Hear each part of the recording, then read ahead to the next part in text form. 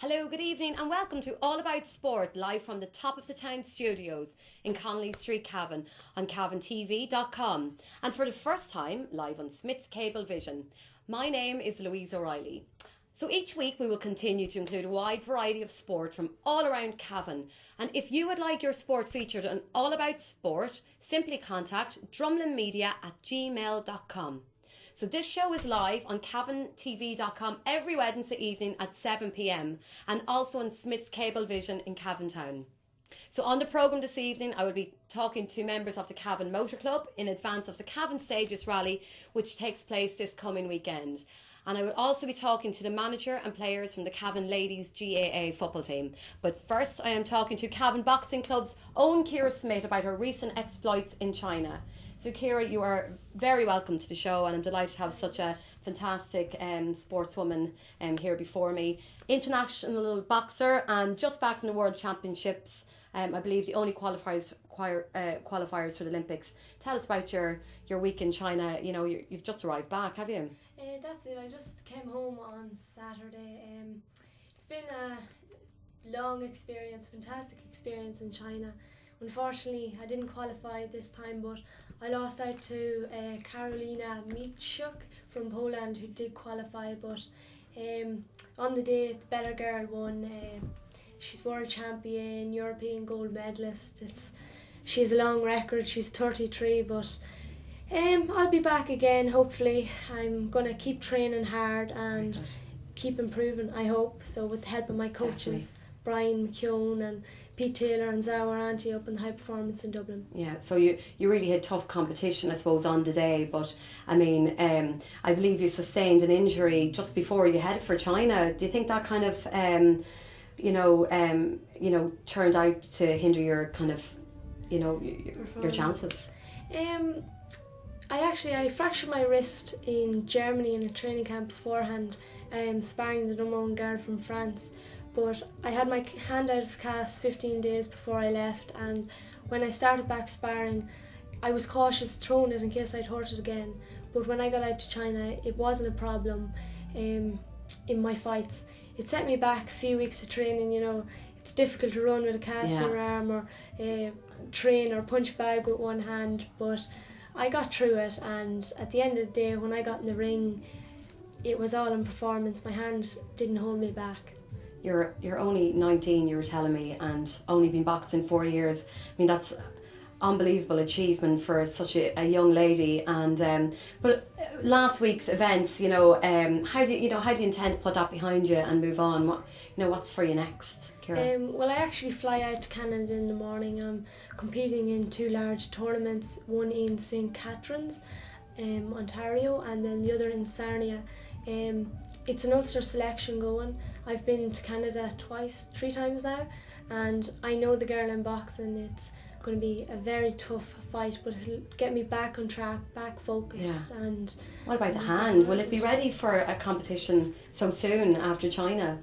It will be. My hand's getting stronger all the time, and I'm told that after you break a bone, it gets stronger, even more stronger than it was before. So I'm eager to get back on track and work harder. Yeah. And you've a very positive outlook, I have to say, Ciara. I suppose that's the way it has to be. And do you know Brian McKeown, you're saying, is your trainer? How has Brian helped you throughout this? I have to say, only for Brian McKeown, I would never won an Irish title, never mind represented Ireland. I come from a very strong boxing club in Cavan, and I have to thank him for the amount of time and effort he's spent training me and everyone in Cavan Boxing Club, because the amount of achievements, you have to look at Andy Murray, John Joe Nevin, the list goes on, it's endless. Yeah, which is great to hear that we have so many aspiring boxers in Cavan. And you were saying you've sponsorship. Like, who sponsors all these trips, to Canada and to China? Well, I have Pat Baker actually sponsor me. Very good. Fresh, it's get some free loaves of bread. That's it.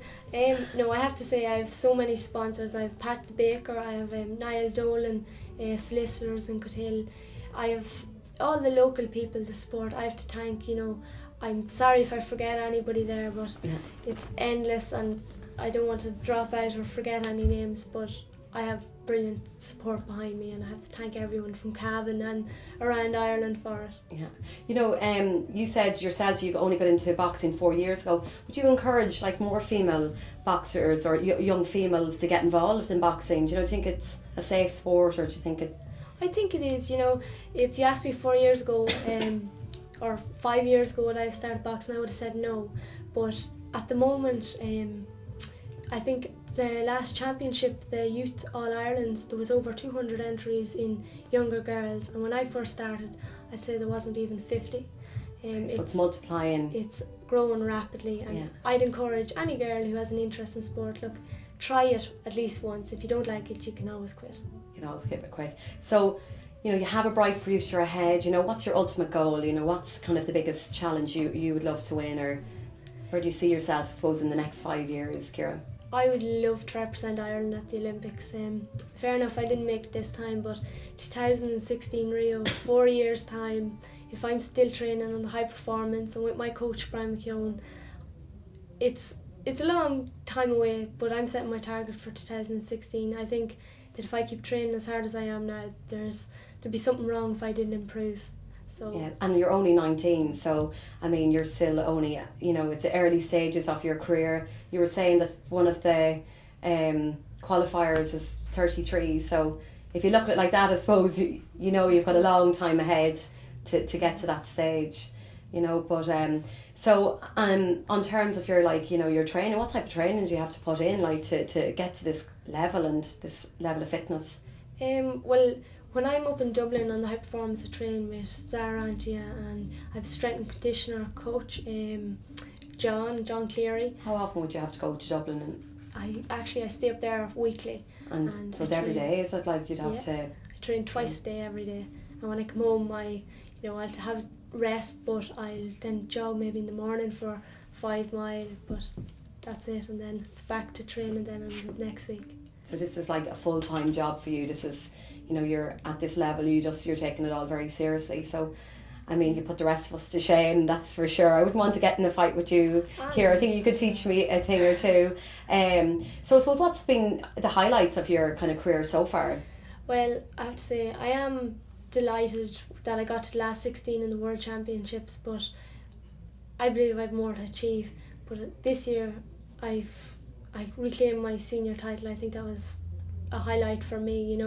I took the year out of college, and so many people thought, oh no, it's not going to happen, but with constant training and with Brian McKeown in my corner, I got it back, and I went straight on to high performance training in Dublin with the top coaches and strength and conditioner coaches, and it's been a real eye-opener for me, and it's really helped motivate me. I want to work harder. I train with the male team, like all the qualifiers, so it makes me work harder. Brilliant. Well, Ciara, you've done yourself proud, you've done Cavan proud and Ireland proud, and we certainly will be following your journey and wishing you all the success in the future. And I have to say thank you very much for coming into the show again, and best of luck with Canada. Thank you very much. So we'll be also talking to many thanks to Ciara now, so we're going to turn to the motorsport and the Cavan Stages Rally, which takes place around the roads of Ballybird this coming weekend.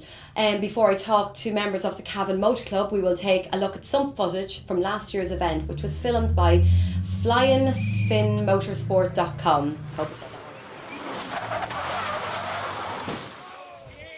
right. Flying Finn Motorsport Rally DVD. In association with Pace Notes Rally Magazine, the UK and Ireland's only dedicated rally publication.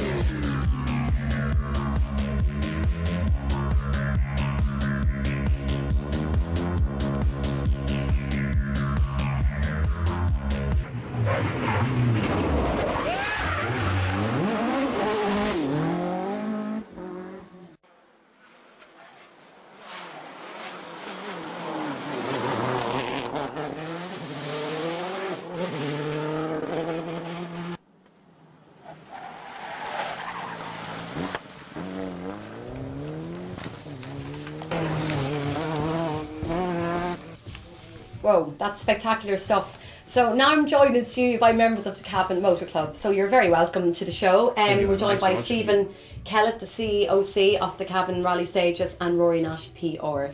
So the Cavan Stages of the Rally take place this weekend. Very exciting time for Ballybor. Stephen, tell us a little bit about the event. Well, the Cavan Stage Rally is this year's in the Bailey Hotel in Ballybor, and we're running a 9-stage rally, which is round 3 of the Border Challenger, sponsored by Sligo Palace.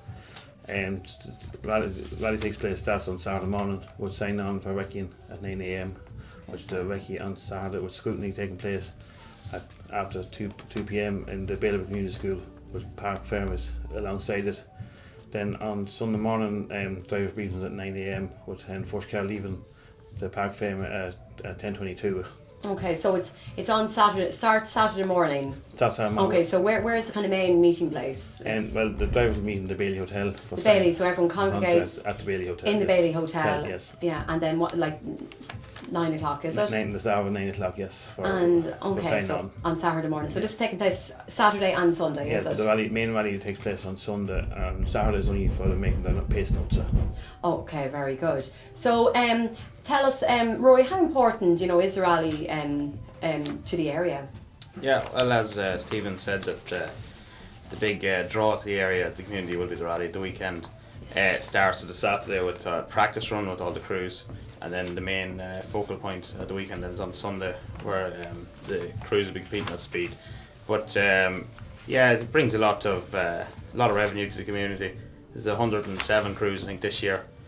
You multiply that by about 4 or 5 for each team. That's a lot of people coming, a lot of money coming into the town. So commercially, how good is it for Ballybor? It's going to bring a lot of... we do expect it to bring a lot of money, hopefully to the local community and the surrounding area as well. You can put back into the community. And you were saying the main sponsors is the Bailey Hotel. The Bailey Hotel is the main sponsor. How important is it to have a sponsor like the Bailey? It is very, it is, 2 times we're going through, the main sponsor of the Bailey is we're very grateful for the Bailey coming on board this year as our main sponsor for the Cavan Stages Rally. Yeah. And Rory, tell us a little bit more about, the safety aspects and spectator and crowd control, for a competition of this type. I suppose safety is a big factor. Yeah, well, as I say, all motorsport is dangerous. It takes about 6 months to put together the rally. The whole club gets involved, and that's mainly to make sure that everything's above board with regards to insurance and the safety of the spectators. We'd ask all spectators to keep in mind what the marshals tell them, and don't stand in any prohibited areas or anything like that thing. The marshals are there for their safety. There's a set plan of where you're allowed to stand and where you're allowed to view it, and it's there for a reason. There's roughly something like 300 plus marshals going to be, and officials going to be out there this weekend, and they're all there for your safety. So we'd ask you just to bear that in mind and don't take any unnecessary risks. Yeah, absolutely. And will there be certain roads closed off in the Ballybor area over the weekend? Yeah, the rally's running between kind of the areas of Ballybor, Canningstown, Killincare direction. There will be certain areas. They're all marked from 2 weeks previous. Yeah, this also been up in the newspaper as well, as informing the locals of where the road's been closed. But it's generally in that area, yeah, and you'll be able to see the signs at the end of the road. You'll know what time and what date. It'll be on Sunday. It's going to be closed. Saturday it isn't closed to the public. It's just the crews are out to practice their notes at road speed. On Saturday, yeah. So that's kind of preparation for the racers and the cars themselves. Yeah. What type of preparations takes place in terms of the competition and the cars and the racers? Does that all take place on Saturday, or is this been a kind of a process? Well, mainly most of the crews, they've been kind of building to it for the last, say, month, maybe. Some people even more, say. But with regards to the preparation of teams and stuff, yeah, the main bulk would be this week, but you'd want to be ready for Saturday.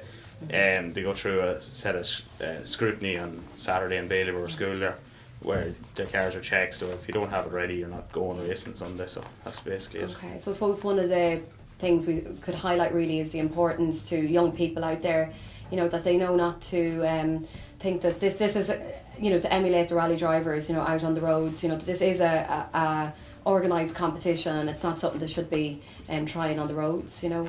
That's it, yeah. There's a set of safety guidelines put in place. There's also, the cars are very strong. There are extra reinforcements placed. There's a lot of safety features on board, fire extinguishers, all sorts. Even the equipment that the crew wear themselves, fire retardant gear. They've got extra seat belts. It's just so much safer than a road car, and you can't be doing that on the road. Like, you just can't emulate it. Just won't work. Like, yeah. Well, you know, I hope that you know, you're very successful and that it's a bigger and better event than it was last year, and I hope it goes really, really well for you. And I wish you the best of luck. And I think you're going to be blessed. I think you're going to be blessed with the weather. That's for sure. That's it. But I think we have a little bit of footage from the rally, from last year's rally, and this is by flyingfinmotorsport.com. So as you can see here on screen now, we have some of the competitors and some of the racers. That's right. We moved to a new area this year. This last year. So it's great to kind of branch down out. around my region, actually. Okay, look, I have to thank you very much, both of you, for coming in this evening, Rory, and best of luck with the stages of the weekend. Thank you. That's great. Thank you very much.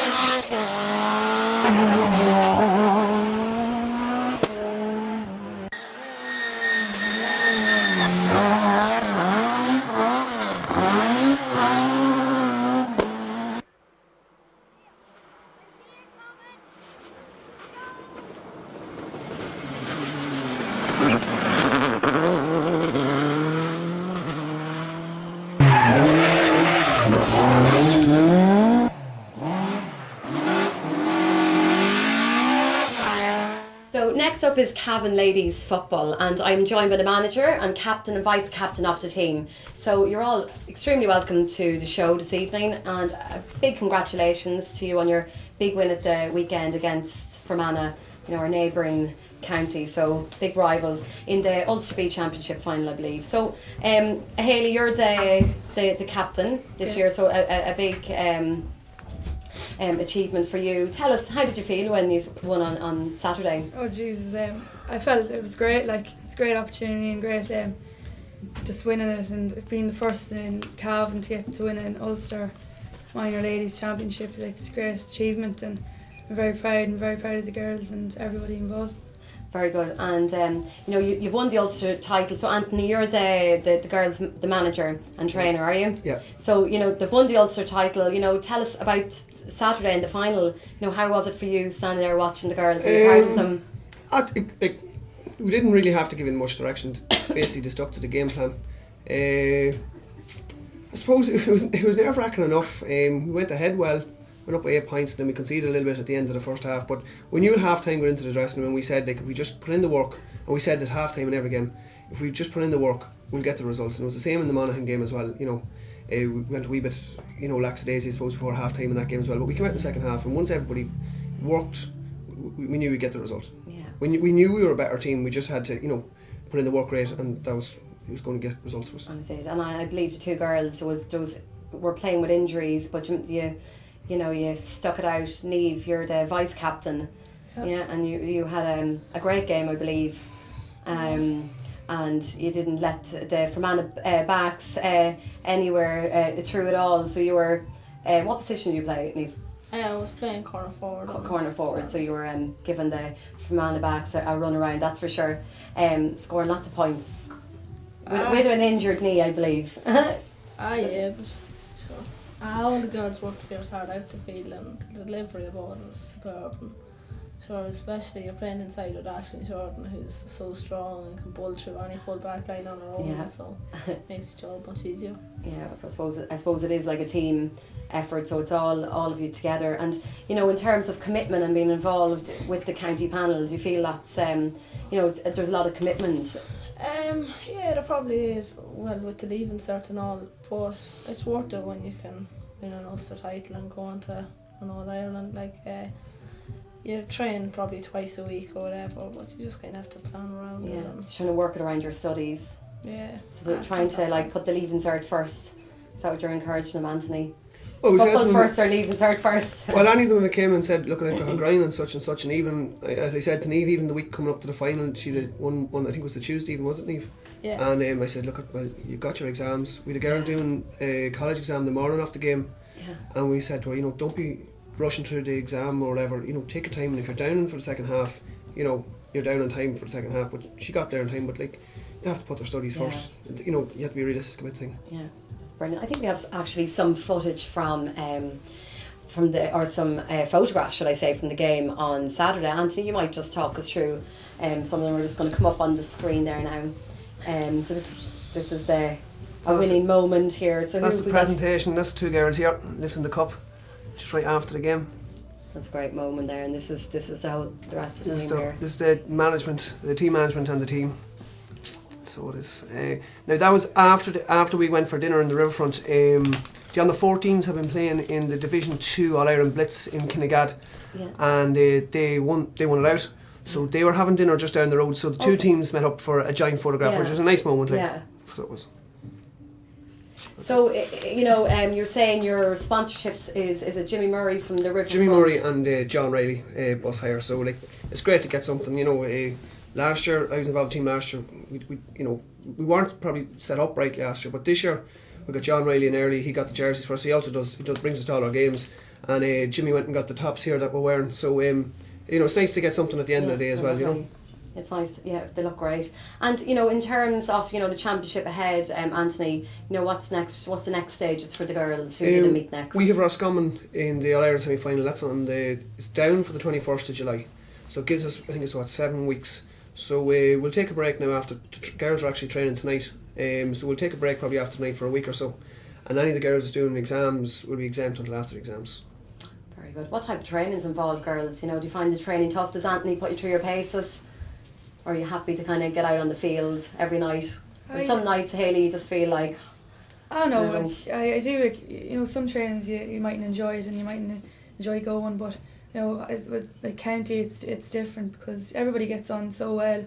Like, we have a crack and a laugh, but, you know, it's discipline as well and everybody takes it seriously, so, you know, it's enjoyable still at the same time. Yeah, so like, I mean, looking at it, it's, you know, a beautiful day outside today, but, you know, it's not always like that. When you start the training process back in January in the cold and, you know, the ice and the long dark evenings, I suppose, so you really have to put in, you know, the commitment, that's for sure. And you know, do you think, you know, Anthony, you know, ladies football is becoming more popular in the eyes of the GAA, or, you know, where do you see the future of ladies football even in Cavan? I suppose with the senior team doing so well over the last couple of years, especially last year getting their Ireland final, they were very unlucky.